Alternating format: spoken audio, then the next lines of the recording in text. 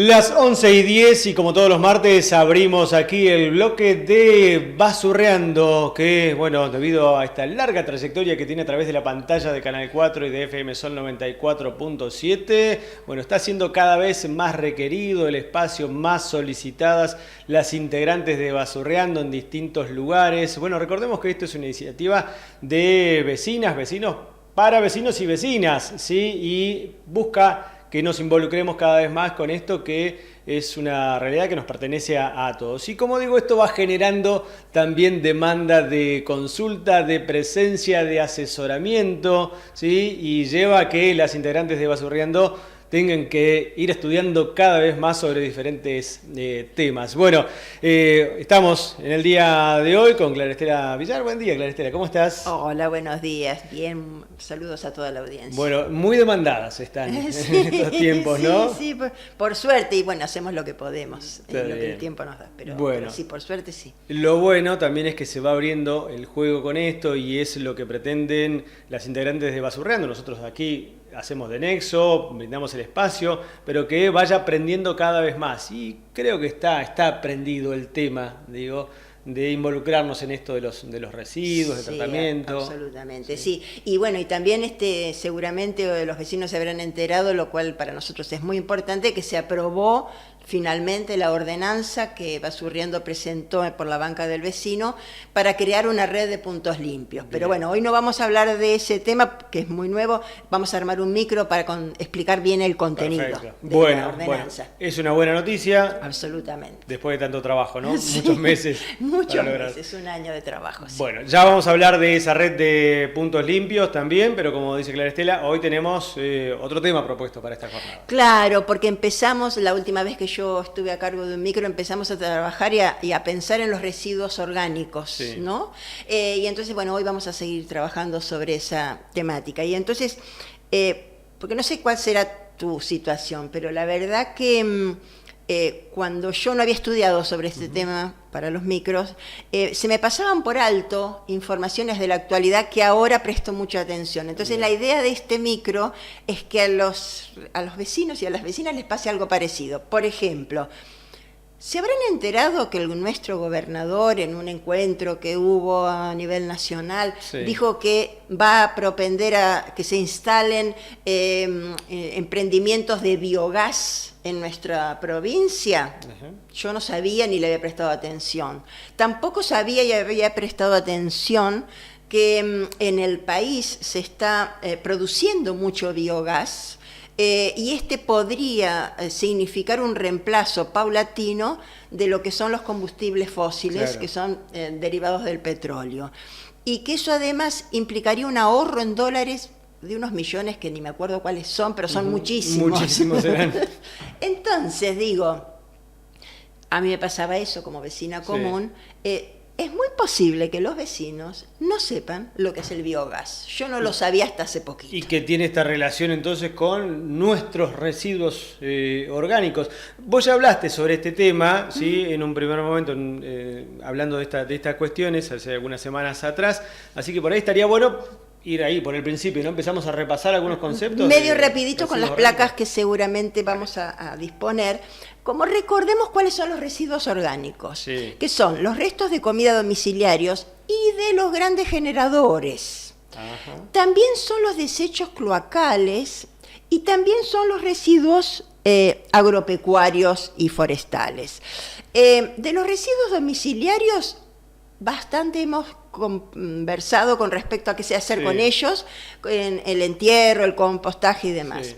De los desechos cloacales vamos a hablar en un próximo micro, porque son reinteresantes ver cómo se pueden recuperar y reciclar. Sí. Y también vamos a hablar en el próximo micro de los residuos agropecuarios. Lo que quisimos con esta placa es como ampliar la mirada de todos nosotros, sí, de que cuando hablamos de residuos orgánicos hay que pensar en todo esto, no solamente, claro, los que generamos en casa. Mucho más que lo que... Claro, tal cual, porque yo me quedé con la idea de residuos orgánicos, pienso en lo que yo tiro en el tachito en casa, ¿sí? Los residuos domiciliarios, pero hay otros y que generan mucho más volumen también. Y esto de los residuos cloacales, si vos me preguntabas qué clase de residuos, la verdad que nunca te hubiera dicho residuos orgánicos. Exacto, yo tampoco. Pero bueno, entonces como son muy importantes, los vamos a dejar para otro micro. Entonces ahora lo que queremos es volver a pensar en esto de que los residuos orgánicos, ya dijimos en el micro anterior, que cuando están en gran cantidad los residuos orgánicos como amontonados, todos juntos, son altamente contaminantes porque producen un gas que es muy malo, por así decir, para el efecto invernadero, que es el gas metano. Y también lixiviados, que si no son tratados adecuadamente contaminan el suelo. Claro. ¿Sí? Esto lo habíamos conversado. Entonces, lo que hoy queremos trabajar y conversar con los vecinos es ¿qué es esto del biogás? Pero para entender qué es el biogás, nos convendría ver una plaquita donde vemos lo que son los biocombustibles. Los biocombustibles, como decía al principio, son combustibles que están generados a partir de residuos orgánicos. No son, o no vienen o provienen de los fósiles, no tienen que ver con el petróleo. Entonces, en principio hay como tres grandes tipos. Los sólidos, que son como la leña, el carbón vegetal, los pellets, que son los que nosotros más conocemos. Es decir, si pensamos en residuos, en biocombustibles sólidos, pensamos en esto, que porque generan calor, porque generan energía. Pero luego existen los biocombustibles líquidos, y los biocombustibles líquidos son el bioetanol y el biodiesel. Posiblemente los vecinos no sepan qué significa estos nombres, pero lo que por hoy vamos a dejar y queremos dejar claro es que son combustibles de origen biológico que son utilizados, por ejemplo, para el transporte. O sea, una de las altas fuentes de contaminación es el transporte urbano, el transporte de los aviones, todo tipo de medios de transporte que utilizan combustibles de origen fósil, derivados del petróleo. Y la contaminación es brutal. Entonces, a partir de los residuos orgánicos se pueden producir este tipo de biocombustibles que reemplazarían a los otros y que no son contaminantes. Estos son los que vamos a retomar en el próximo micro. Y hoy sí nos vamos a abocar al tercer tipo de biocombustibles, que son los gaseosos, que es lo que se llama el biogás. El biogás. Es un gas como si fuera un gas biológico. ¿Que se produce dónde? A través de los residuos orgánicos. Ahora, el asunto es cómo. ¿Cómo se produce? No sé, cómo se transforma el residuo orgánico en biogás. Se produce a través, podemos ver en la plaquita siguiente, a través de lo que se llama la biodigestión. Es decir, los residuos orgánicos debidamente tratados producen ellos mismos, a través de los hongos y las bacterias, un proceso biológico que se llama biodigestión, que es que estos organismos transforman los residuos orgánicos en algo gaseoso, que sería el biogás. Ahora bien, ¿dónde se produce esto? Y entonces pasemos a la próxima placa. En algo que se llaman biodigestores. Ahora, antes de ver el caso, digamos, de Cerrito, permítanme explicar que el biodigestor es como un recipiente, por así decir, grande, o bueno, puede tener distintos tamaños, donde los residuos orgánicos se colocan allí y con oscuridad y con la temperatura ambiente adecuada, estos hongos y estas bacterias como que empiezan a trabajar, y entonces estos biodigestores tienen una salida, como un caño de salida, donde sale este gas, que es el gas metano, que si no se lo recupera, va a ir a la atmósfera y va a contaminar. Pero a la salida de los biodigestores se lo puede recuperar y utilizar ese biogás con las mismas funciones que se utiliza el gas común. Se puede calentar agua, se puede producir calefacción, se puede cocinar, se puede hacer lo mismo que se hace con el gas que viene por la red. ¿Y esto ocurre, se hace aquí en Esquel, este proceso? No. En Esquel todavía no se hace, por eso queremos contarles ahora algunas experiencias que hay en el país. Hay muchísimas. Hay muchas. Muchísimas, bien. Pero seleccioné 2. O sea que no es algo que hay que pensar a ver cómo se hace, no, hay que quizás mirar otros modelos. Exactamente. Para aquí ya están funcionando en otros lugares. Están funcionando, pero entonces están funcionando, por ejemplo, en Cerrito, que era esta placa que estábamos viendo. Cerrito es una ciudad de Entre Ríos que tiene 7.500 habitantes, o sea que no es que tampoco solo las grandes ciudades pueden producir biogás. Cerrito, desde el año 2008, hace mucho tiempo, empezaron a recuperar los residuos orgánicos que generan los vecinos. Sí, el domiciliario. El domiciliario común, que es el que siempre estamos tratando nosotros de que los vecinos separen, y con instalaciones como las que se muestran en la placa. Sí. Hechas por los empleados municipales. Con esto que quiero decir, ¿no? Que no es que tenga una tecnología que hay que traerla del extranjero. Gente especializada también. No. Los mismos se capacitaron municipales de Cerrito armaron el primer biodigestor que generaba, instalado en como si fuera un camping local, con los residuos que se generaban en el mismo camping. En este biodigestor se generaba el biogás que a su vez calentaba las calderas de ese lugar. Mirá vos. O sea que se autoabastecían de gas. Claro. Luego, como la experiencia le fue bien, lo hicieron en una escuela. Absolutamente factible. Todo esto pensándolo en Esquel. Tenemos tantas escuelas con tanto terreno. Con los residuos que se generan en las escuelas que hay comedores, que son muchísimos, se alimenta un biodigestor instalado en la escuela que a su vez luego vuelve como biogás para permitir que las cocinas funcionen. Mirá en la escuela.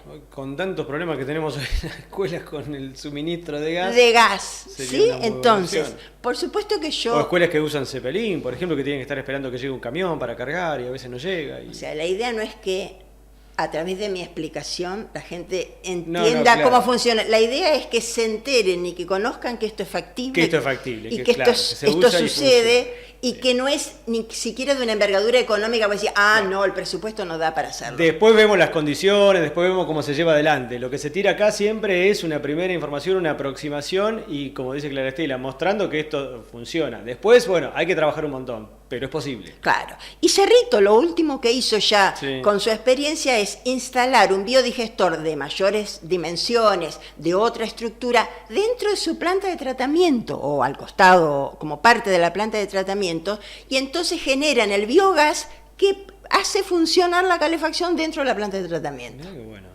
Entonces, esto es fantástico. A mí me flashó, como dicen los chicos. Me voló la cabeza. Me voló la cabeza. Entonces, otra experiencia muy interesante que podemos mostrar en la siguiente placa es con los productos, digamos, producidos en el campo, con los residuos orgánicos, con algunos residuos orgánicos producidos en el campo. ¿Qué es la producción de biogás con el estiércol del ganado, en este caso, en un campo de Campana, de la provincia de Buenos Aires, donde los dueños de la chacra, que tampoco es un campo gigante, no es un latifundio, es un campo pequeño. Aquí está uno de los dueños. Fíjense también, yo traje la foto por ver por así decirlo, precario y lo sencillo que es la instalación. Claro, no es algo, una maquinaria, no es una instalación sencilla. Es ese cajón, por así decir, que tiene adentro un biodigestor flexible que han inventado.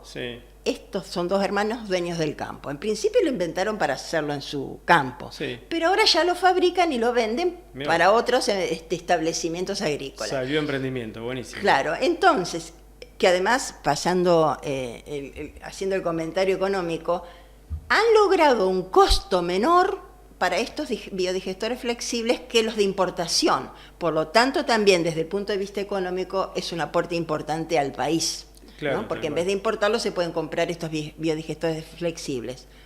Que es tan sencillo como una bolsa, por así decir, de un nylon seguramente especial y muy fuerte, que tiene una entrada, una boca de entrada donde le depositan el estiércol y nuevamente una salida para el lixiviado, para los líquidos, sí, y una otra cañería por la donde sale el biogás, que ellos después reutilizan para lo que quieran, porque también otra cosa importante es que el biogás se puede utilizar como tal, pero también se puede generar energía eléctrica a partir del biogás. Claro.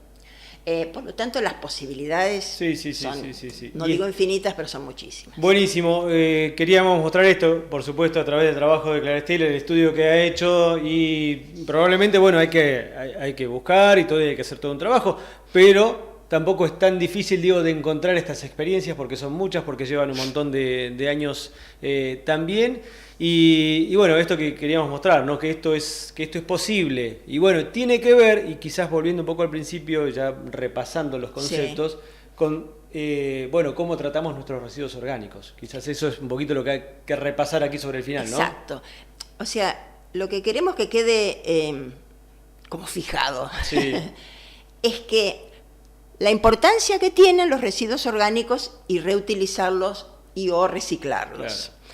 Por dos motivos.